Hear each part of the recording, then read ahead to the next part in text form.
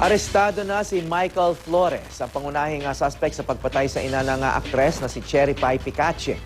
Aminado si Flores sa pagkakasangkot sa krimen pero ayon sa kanya, ang dalawa pa niyang kasama ang pumatay sa biktima. May news to go si Oscar Oida. Droga!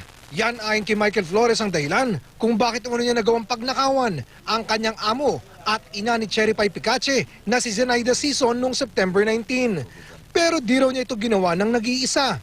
Kasabwat umano niya ang isang alias Bruno at Kuya Weng na nakakasama raw niyang matulog sa kalsada. Pero giit niya, wala sa plano na patayin ang ina ng aktres. Ang naging partisipasyon lang umano niya ay gumawa siya ng paraan upang makapasok ang mga kasamahan sa bahay ng biktima. Ang di lang daw niya matiyak ay kung sino kina Bruno o Weng ang pumatay kay Sison. Naaresto kagabi si Flores sa Garden Villas 3, Barangay Malusak, Santa Rosa, Laguna.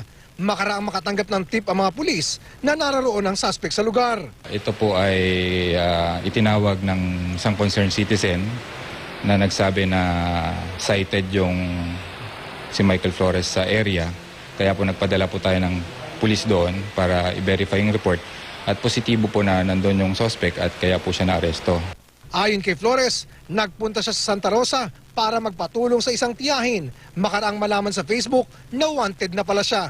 Handa daw si Flores sa pagdusahan ng kanyang nagawa at humihingi siya ng tawad sa kanyang nagawa. Oscar Oida, GMA News.